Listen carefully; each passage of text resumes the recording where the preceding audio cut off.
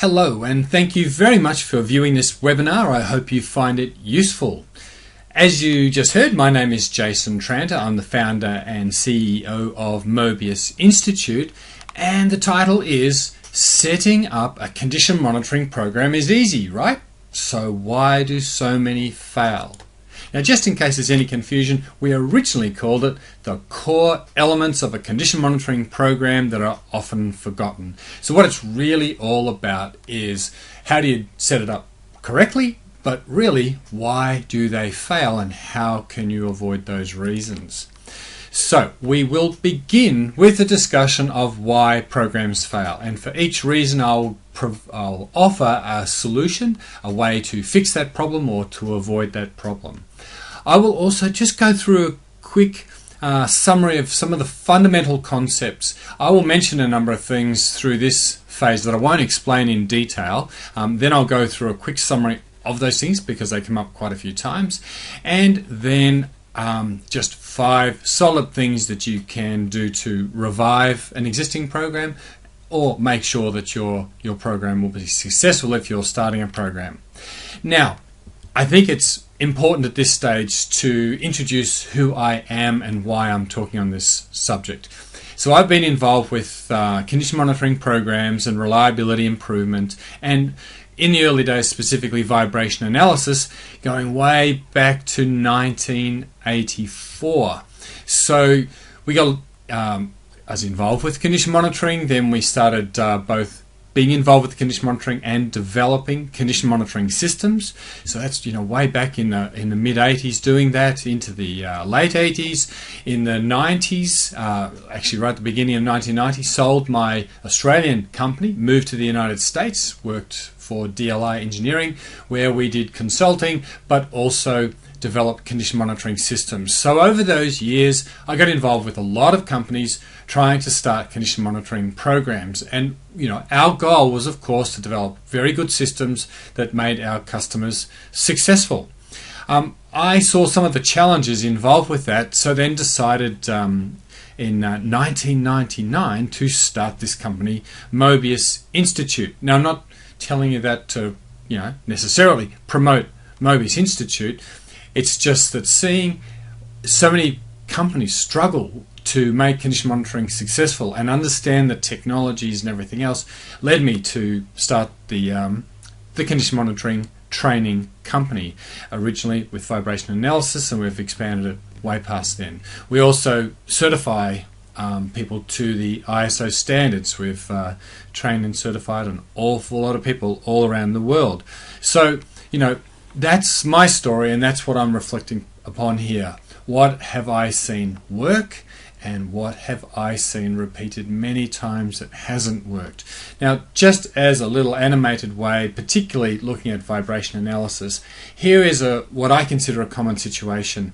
A vibration system, or really any condition monitoring system, but a vibration system is purchased often because there's some sort of critical failure. Maybe it caused an injury, or maybe it caused a lot of expense or long downtime, and everyone said, right, we've got to do something about this. And someone suggests, hey, what about a vibration monitoring system? Great, go out and buy it. Maybe they receive a little bit of training on how to press the buttons and how to use the software, but often not that much else. Then that person with that system says, right, well, I can kind of tell what equipment's critical and high profile and complicated, and the ones that will give us the most pain if they fail, and people jump in and focus on those. Now, this is not actually a subject I talk much more about in this presentation, but sometimes with vibration analysis it doesn't pay to take on the most complicated machine if you're not up to it, because it's an easy way to fail. So you may need some support tackling those sorts of machines. But anyway, so we take on those machines, but because we're perhaps not as well trained as we should be, then you just use sort of the default settings of the instrument, not really understanding what all of those settings are, whether it's a vibration analyzer or infrared camera. So you just take readings and you say, wow, look at that, I've got a vibration spectrum there. I mean, it's really simple to get a vibration spectrum on the screen. So off we go. And then you have to set some alarm limits, and you don't really exactly know what the limits should be, so they might be set too high, they might be set too low. In the end, often those limits are abandoned because there's too many false alarms, too many missed fault conditions, so you're analysing every single bit of data. And then faults are detected with very short lead times, as in not much time before work has to be done, and therefore the work is still pretty much urgent and reactive. Now, it's better to hear about it with a short lead time than no lead time, but you're hardly getting great value out of this. And then you generate reports. People don't understand the report, people don't believe in the diagnosis because maybe the machine seems fine. Hey, it's running. What do you mean we have to stop it? It seems fine. Old Joe can't hear anything. He can always tell when there's a bearing fault. So no one really believes in it. And then from a vibration point of view, or any of these faults, the whole emphasis can be on just detecting the terminal faults, the ones that will stop the machine. Anything else can be ignored because it's not urgent now. We're just going to deal with the urgent things, the urgent problems. And so therefore, we either get a very short lead time, or even failures still occur for a whole lot of reasons, but people get frustrated, they become skeptical. Diagnoses are sometimes made that are wrong. You open the machine, oh, it's not that bad, or seems like there's nothing wrong at all. So you're losing confidence as a vibration analyst in this case, you're losing confidence as a manager, production people don't like it, maintenance people don't like it. And so slowly the resources are pulled from the program. The people involved with it may not even want to touch it that much. And then who knows what happens. The program might be scrapped. You might get consultants in. Whatever happens. But a lot of vibration analyzers and infrared cameras and all the rest of the equipment are sitting on shelves gathering dust for this reason. The program basically goes down the toilet. Until one day, a vibration system is purchased because of a critical failure that caused injury or long downtime. And some people scratch their head and say, hey, didn't we try this once before? Yeah, and then they go and get training on, okay, I could keep going through this cycle. I've seen companies that have been through this 2 and 3 times. And there's always with great enthusiasm, always with people who really want to make a difference but struggle. And it's worth saying too, at the beginning of the presentation I say, why do so many programs fail? Fail is such a negative, dark word. What does fail mean? Fail in this context means not achieving the results that you should be able to achieve. If we really spent time talking about what's possible with a properly run condition monitoring program, they are tremendous results. And there are a lot of companies out there not achieving those results at all, or going into this death spiral, and the program ends up basically being cancelled. And some very good vibration analysts have found themselves in failed programs. So we're going to explore some of that. Let's have a look at some of the reasons why programs fail. And these aren't exactly in order from the most common reason to the least common, but this one is certainly one of the most common. Insufficient management support, inadequate leadership, so there is no belief in this program, in the technology, and in the philosophy of condition-based maintenance and reliability. Therefore, people don't understand the value, or they don't actually achieve that value, and the plug is pulled. So the fix is, to explain the business case for this. Make sure you do have management support.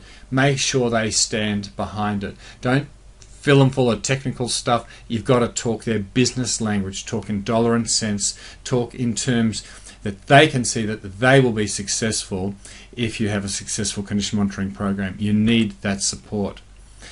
Another reason why programs fail to achieve the results desired is because the condition monitoring people produce confusing reports, or when they produce reports, the people who need the information don't get the information. Reports might contain all kinds of data, spectra, detailed lab reports from oil analysis tests and so on, and the bulk of the people, if not all the people who receive that report, simply don't need that data.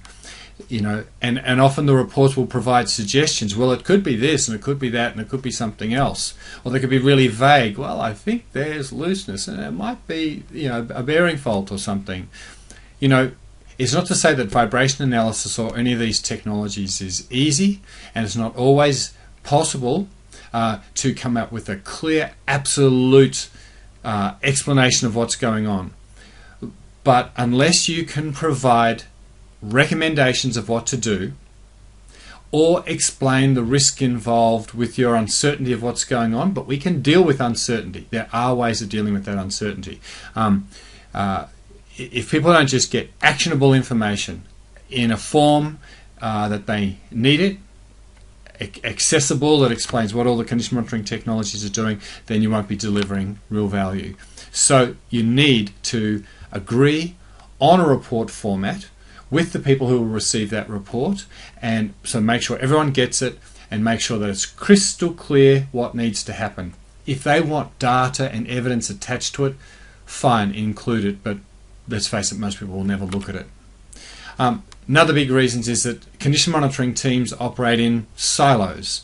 The vibration guys have their little corner over here. They live and breathe vibration. They have no idea about infrared, oil analysis, motor circuit testing, and other condition monitoring technologies. They don't consider other reliability issues. And of course, that's what the vibration guys do. The infrared people do it. The oil analysis people do it. And the reliability people are also probably working in a different part of the building. Or in the facility. That's just a big problem. People have to work together. They have to share what's happening, what their technologies are telling them about the machine, and come up with one conclusion. So all condition monitoring analysts and technicians and reliability engineers should physically work together and make sure they understand what each other are talking about, make sure they share and cooperate. And this is one other thing about this is it's all about too who you work for. Are you working for the maintenance department or the operations group, or a separate reliability group? You can debate that one back and forward. If you work for maintenance, sometimes the problem is that maintenance department can have an attitude of we fix what's broken.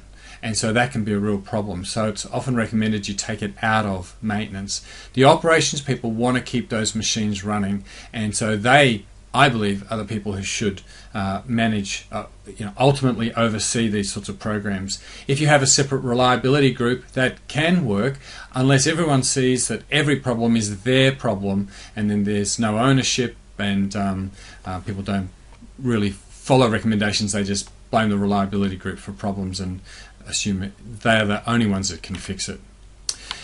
Another issue that can happen is that condition monitoring analysts can jump a little too easily to conclusions. So you do a test, the data seems to indicate unbalance or a bearing problem or looseness or whatever technology it is, and say, okay, well, that's what I think it is. So they generate some sort of report. Maybe something is done about it, maybe not. In all of the fields of condition monitoring, and the fact that you can use multiple technologies, there are ways to investigate what is really wrong, how serious it is, and what the appropriate recommendation should be. In the area of vibration analysis, we can use time waveform analysis and phase analysis and ODS and so on. And in all of the fields, there are additional investigations that we can go through. With everything, you have to consider sort of a cost justification. How much time is it worth spending? But if you understand criticality, then you know whether it's worth spending that extra time. If it's not worth spending extra time, one would question if you should be doing condition monitoring in the first place on that particular piece of equipment. So, people need training so they understand how to use those technologies, understand where the limitations are of their technology, understand how what may seem like one problem could easily be another problem, but they need to be encouraged to take the time to perform the required tests. Now, another little thought at this point. If you use consultants and they've been paid some amount that you've negotiated down over the years, and maybe it's based on the number of machines they test or something like that. when those prices are negotiated down, you're basically telling them, we want you to spend as little time as possible. Now, anyone providing a service has to provide the best service they can so that you will renew their contract and you'll be satisfied with their support. But if you keep pushing their prices down, chances are you will get analysts that are less trained, less well trained, with less experience, and they won't have the time and they won't be given the permission to do these additional tests. So you've really got to watch what you do with consultants. You get what you pay for. You get what you pay for. Now, another big issue with condition monitoring programs is that there is just purely a lack of belief or a lack of understanding in the philosophy of condition-based maintenance. What do we mean by that? Because we can always fall back on this, we've always done it that way. We've always, replaced the bearings every year, 2 years or whatever. We've always performed our maintenance this way. Well, I'm sorry, that wasn't the right way to do it. And there is a better way. It's based on sound logic. You need to understand that way. But it's no point just having a few condition monitoring people or maybe reliability people understanding that philosophy. Everyone has to understand philosophy. So, education, it's going to come up a number of times. Okay, I run a training company. Of course I'm going to think education's important. But there's a reason why I run that training company, because these are the reasons why programs fail. But people have to understand criticality, the failure patterns, the PF interval, and why machines fail. Now I'm going to talk a little bit about that later if you're not familiar with it. But if the people involved with this field and operations and maintenance people and other engineers and so on, if they don't understand those issues, then no one's going to believe this philosophy and the program won't work. Another issue that I see quite often is there's a lack of a genuine plan. Everything's ad hoc. You might wonder why I chose that picture, but sometimes we can just get all these condition monitoring technologies and think we're set up for anything. We can test anything. We can diagnose anything. But you don't get enough training, and as a result, it's not set up properly. You're not testing the right machines. You're not able to test all the machines on the correct schedule, and for a whole lot of reasons the schedule slips. Well, it sounds like an awful thing to say, but corners get cut because there's not enough time. People have to compromise, and there's the problem that there's no belief. There is a way to get this right with the resources you have. I mean, it's a broad statement, but I would stand by it for the most part. In other words, it should be the situation for most people. The thing is that understanding actually these issues enable you to form that genuine plan for how you're going to approach the condition monitoring program, and you can stick to that plan and you'll be successful. So you need the roadmap. You need to say, how do we roll this out so that we have success, so that we have the buy-in and all these other things, and so that people do understand criticality, so that we give this subject of failure modes effects analysis a run, and we understand lead time to failure. Now, I'll mention some of those things later, but if you don't understand the failure modes and the failure patterns, it's very hard to choose the correct condition monitoring technologies and the correct measurement period, and whether condition monitoring is the right strategy or not. We don't have to do full FMEA on every single machine, but we need to understand the principles and use it according to criticality. Okay, so I've mentioned training a couple of times, but training can really be a big issue with the technologies themselves, not just the philosophy of it all, but again, I'm from a training company, of course, so I'm biased, but the modern vibration analyzer, in fact it's been that way for 15 years, but vibration analyzers, infrared cameras, motor circuit testing and all the rest of it, they are incredibly powerful. They have terrific features that can tell you an awful lot, but if people only use a fraction of those functions and don't fully understand what happens as rotating machinery and fixed equipment fails, as it starts to develop the root causes, as it begins to fail, if you don't understand all that and how the symptoms will change, it's very difficult to get this right, and as a result, people miss faults. They miss the diagnosis, or they don't have the right test period, or they're not using the right technology, and the diagnosis might be incorrect. Saying that there's a problem when there isn't, saying there's problem A when it's problem B. All of these things make life very difficult for the analyst, very difficult for the people supporting the program. So the program sort of dies. So basically, proper training, detailed training and certification is certainly the answer. Another reason why programs can fail is, you've made all this investment, but actually nothing seems to change. Now, usually when you start a program, you can have this little honeymoon period, because generally when you start a program, there's all these machines with problems, and you go around and you catch a lot of obvious problems, and hopefully, a point that I'll touch on in a moment, but hopefully the maintenance department can deal with all the problems that you find. So initially, it can, as I say, call it a honeymoon period, because everything seems all wonderful. You're finding problems, you get a lot of visibility. But once you get past that, you don't catch all those obvious problems anymore, and it can seem like you're adding no value whatsoever. And ultimately, you don't really improve the performance of the business. We're trying to add value. We're trying to enable the company to produce high-quality products at the desired volume, or provide a service, in a wastewater treatment plant or something like that. There are ways to solve this. We can't just be dealing with the failures themselves. We have to focus on the root causes. We have to, have a proper understanding of what this is all about. So, education's a part of that, both within the team and outside the direct condition monitoring team. But understanding defect elimination, so eliminating the root causes and performing root cause failure analysis when problems exist, is essential if you really want to improve reliability and therefore improve performance. Now, I just mentioned it a moment ago, but a lot of people, they have reactive maintenance and feel, great, condition monitoring's one of the answers.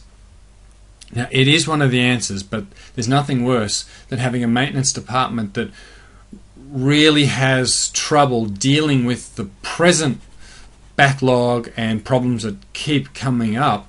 If you start talking about, this machine's got a problem, it's going to need work, by a certain time. And so the message can be, or the feeling can be, well, it's pointless predicting the future if you can't manage the present. So we really, as part of all of this, need to make sure that the maintenance department is sort of under control with some planning and scheduling and the proper work management and all of that. It's a big topic all by itself. In fact, we did another webinar not that long ago about breaking out of the reactive maintenance cycle of doom, and you might want to look that up. But so this is an important part. So you need work management and spares management. You need to look at operator-driven reliability.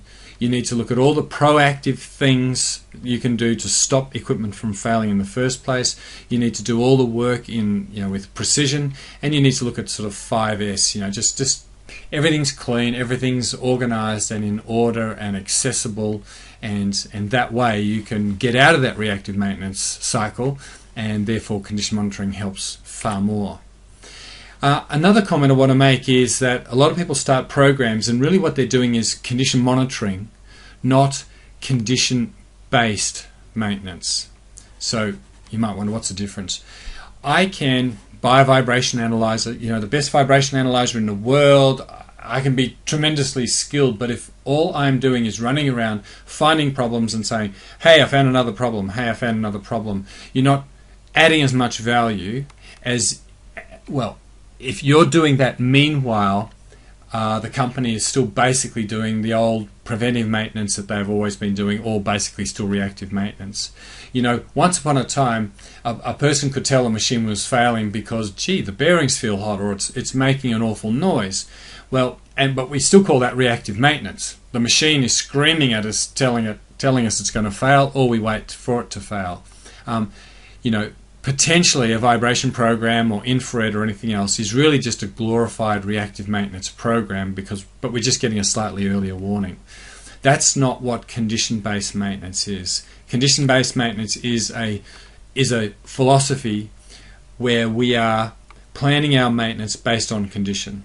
Where applicable, but in our world, with rotating machinery in particular, it's generally always applicable with a lot of the machines we're dealing with. So we need to go through a process to define our asset strategy and stop doing the sorts of work that's chewing up your time and inducing failure into our machines, or your machines. Another big issue is that condition monitoring people don't sell themselves. So, as a vibration analyst, let's say, or an infrared guy, man or woman, you can be doing a wonderful job. You're skilled, you're certified, you're taking measurements, you're detecting problems, and you might be reporting problems. But as a result, perhaps, equipment stops failing as frequently, and you might think, the world obviously thinks I'm doing a terrific job. Everyone in this company, must surely value what I'm doing. And suddenly, the program gets cancelled. Maybe because there's a new young manager coming in and thinks, where's a place that I can cut some costs? And hey, we don't seem to have reliability problems, so let's get rid of these guys. There's a whole lot of reasons why. Bottom line is, condition monitoring people need to continually sell the benefit of what they're doing. You have to communicate what you're doing, sell the benefits constantly. You need to keep a record of the damage that was avoided, the downtime that was avoided, the overtime that was avoided. Keep damaged bearings, gears, and other components. So when you find a problem, keep it like a little trophy cabinet. Hey, this is what we found. And oh, by the way, you cut this program, then these bearings we pulled out in a managed, planned and scheduled way will instead be a catastrophic failure that we have to deal with. You've got to keep selling the value of this program. There is value in the program even when machines stop failing all the time. There is still value. You need to remind people of the benefits. Another reason why programs fail is the champion leaves. You have one person that is motivated and really drives the program, and sometimes they take not just a lot of credit for things, but a lot of responsibility for things, and they really drive and push, and that's terrific. But if that person leaves, gets promoted, whatever, the program can fizzle and die. The solution is, okay, a champion might get it started, but a true champion is really a leader, and that leader puts in succession planning, and really through all this education I keep going on about, the fact is that if everyone understands the philosophy, if everyone is properly trained, then when the champion leaves, it's all right. Okay, the next person steps into that person's shoes, and we just keep going. We don't miss a beat. Because everyone believes, everyone understands why we're doing this. People are skilled to take the measurements, generate the reports, make the decisions and everything else, and you don't miss a beat. But boy, I've seen so many programs fail because some person leaves and joins a consulting company or whatever, or starts his own business or whatever, and the program just comes to a screeching halt. Not good. So I've mentioned a couple of times, the roadmap. I'm just going to briefly mention it. We do have other webinars and things on this topic, but you've got to start by gaining the senior management support. You've got to commit to a culture change process. Now, if your personal focus is purely on condition monitoring or condition-based maintenance, you still have to work on this culture change process, but it's really, the minimum you have to achieve is that people believe in the idea that we can detect problems and mitigate them, deal with them before they become expensive, dangerous, environmentally unfriendly issues. Okay, that's at least what people have to understand. Now, a condition monitoring program should be part of a bigger reliability program, and therefore culture change becomes even more important. So you don't have this, you don't have success. Don't have that, you don't have success. I say here, commit to reliability improvement. Well, that's up to you to decide. I believe in it. Hey, that's really the answer here. We've got to improve reliability, not just keep reporting on about faults that are avoidable. Anyway, next thing is we have to understand criticality. which is our most critical equipment. We have to focus on that equipment. Based on that, we develop our asset strategy. What mix of condition-based maintenance, let's just simplify it and call it time-based maintenance, and I won't bore you with all the details right now, but we have to have an asset strategy in place. That's part of the whole plan. To do that, we have to understand the failure modes, what breaks. We have to understand the root causes, why it breaks. We have to understand the consequences that comes into the criticality. We have to understand failure patterns. That helps us understand whether we can use condition monitoring or let's just call it time-based maintenance. We have to understand the PF interval, the time between when you can detect the problem and the failure occurs, so that we know how frequently to test the machine. And another part of the success to all of this is enlisting the assistance of operators. We can save a lot of time and get really useful information about the health of our equipment, and we can perform some minor maintenance tasks with the assistance of operators, and we can educate them so that they operate their equipment in such a way that doesn't put it under such strain and therefore lead to failure.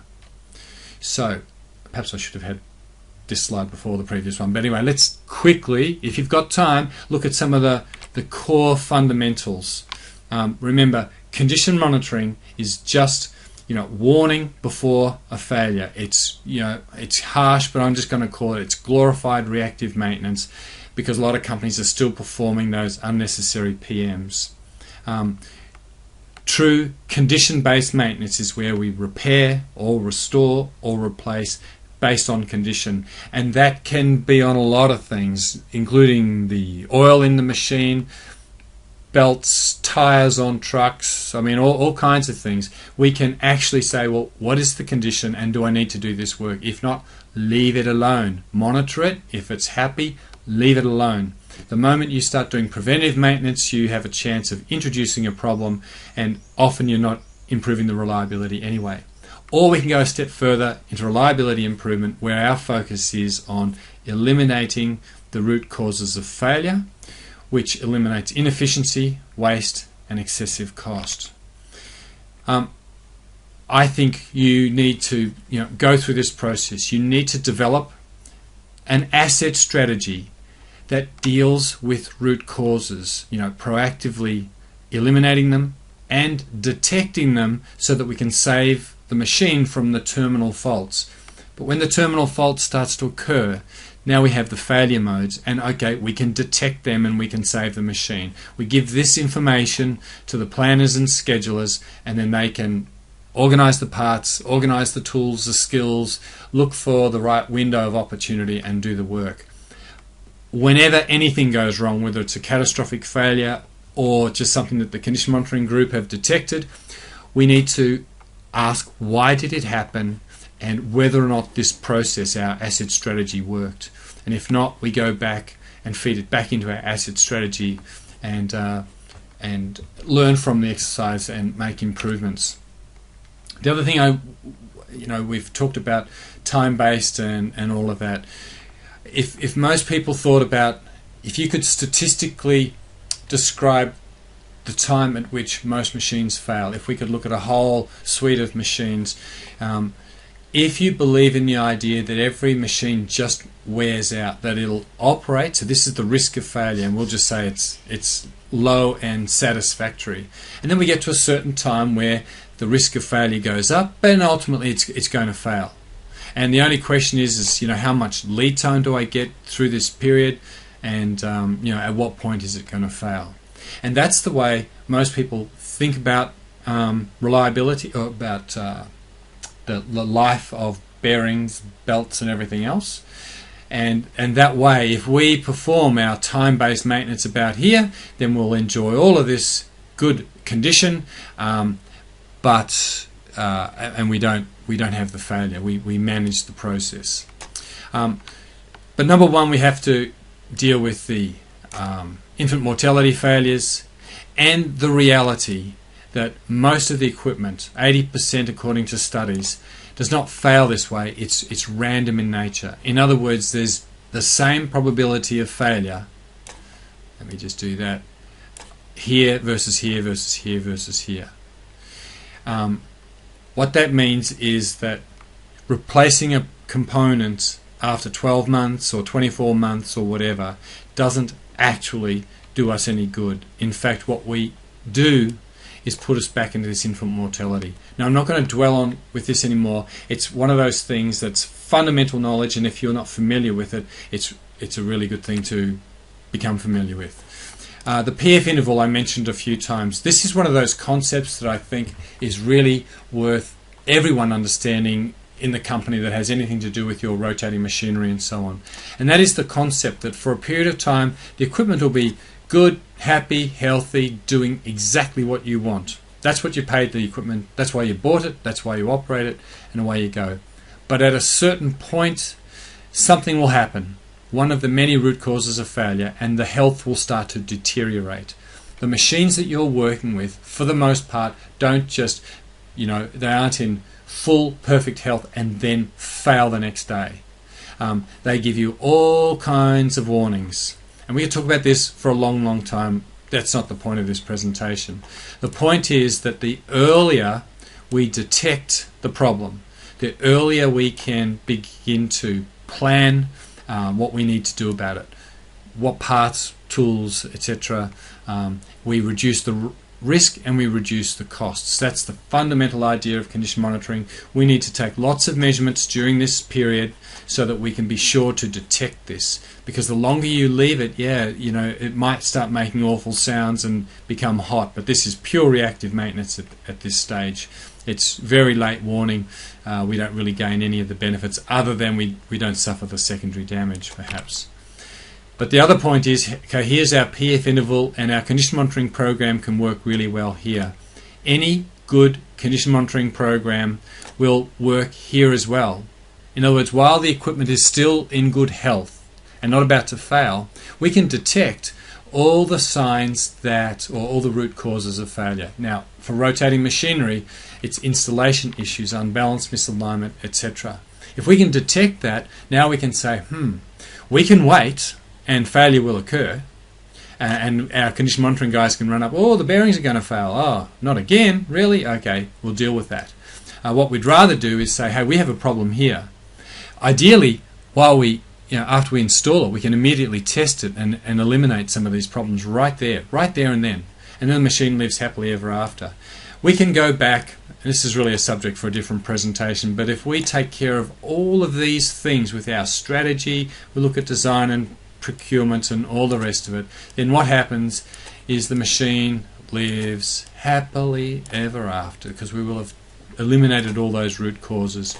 It's not to say that it doesn't eventually fail, and therefore you still need condition monitoring, but boy, now you're getting real value out of that equipment. And I mentioned criticality a number of times, and clearly we don't have time to explain it, but the fact is that we can think about what are the consequences of failure, what is the likelihood of failure, and how likely is it that I detect it. And if I think about those three things, I can identify which pieces of equipment present the greatest risk to us and the least risk, and that lets us make all kinds of decisions. It allows us to prioritize everything we do and really use our resources. And with that we can say, okay, which equipment is critical, and we might do additional reliability analysis of it, RCM and FMEA and so on. But basically, if there's random failures and those failures are detectable, we'll use a condition-based maintenance philosophy, but we can use multiple technologies. We can justify it because we want to absolutely make sure that we detect this problem. If it is age-related and we can't detect it, then we'll have a time-based strategy. If it's not critical, we might still be able to justify doing some work, but it's probably going to be one technology, and if we can't do anything better, we'll do a time-based. If it's not essential, it's not worth our time to do this or this, we'll just run to failure. If you understand criticality, you can make these decisions and know that you're doing the right thing for the business. If you don't know that, it's kind of guesswork, or you're spending a lot of time trying to test machines that just don't require it. You may not be testing machines that do require it, and you'll be spreading yourself thin, and you may not be testing machines frequently enough, and you'll have all the problems that we've discussed. So, in summary, there are 5 ways I think you can fix a program. One is to attain the senior management support. Explain the value of the program, and if they're interested, explain the philosophy. It's pretty simple, the philosophy of defect elimination and so on, and condition monitoring, but at the least explain the value. Educate everyone. I mentioned earlier, this isn't the reliability group's problem, this isn't the condition monitoring person's problem. Everyone in engineering, in maintenance, in operations, in design, in procurement, who haven't I said, everyone has a stake in particularly reliability improvement, but also in the idea of condition-based maintenance. It's very easy to get that message across. It's not rocket science, and we need to demystify those technologies. And for what it's worth, we're going to do another workshop, webinar later this year, and I think I'll do it on the absolute sort of fundamentals on how you justify all of this in such a way that I think, in a short space of time, I can convince anyone on why we should do this, what the basic philosophy is, and that hopefully might help in this process too. We need to go through and understand the logic that I went through. Make sure you've given due consideration to criticality, the failure modes, the failure patterns, the root causes, and the lead time to failure. We need to communicate clearly. We need to provide actionable recommendations as part of our condition monitoring reports. We need to communicate the benefits. Remember, with the case studies and trophy cabinet of bearings and things that we've found. Everyone has to understand the value of what we're doing, but we have to provide value, and that's through these recommendations. And really, at the end of the day, we should be looking at how do we improve reliability. Sometimes I hear stories of, oh yeah, that bearing, it fails like clockwork every 5 months or something like that. You need to eliminate the root cause, and then it'll be like, yeah, 5 years ago, I remember that bearing used to fail all the time, and it's been fine ever since. So there's lots of opportunities, just from a condition monitoring point of view, to eliminate those root causes. Acceptance testing is a big one, but obviously all these others are really important as well. Okay, hey, I'm just going to take a second. We often do these webinars and no one even knows what we do. So we do have a conference, and although it's called the International Machine Vibration Conference, it deals with all the technologies. We have them in the United States. We've got one coming up in Australia, in Singapore and Europe. And so that's a great place for people to get together, talk about their problems, learn from experts who are giving presentations and workshops and all that sort of stuff. We have lots of e-learning on all the things that we've just learned about in all the detail. Some modules targeted at the plant floor, some targeted at senior management, and lots in the middle. And also we have lots of vibration training courses and certification per the ISO standard, all accredited, and we deliver that all around the world. So that's how we help customers set up successful condition-based maintenance programs and reliability improvement programs. So thank you very much for viewing this presentation. I really hope it has helped, and I'd love to answer any of your questions.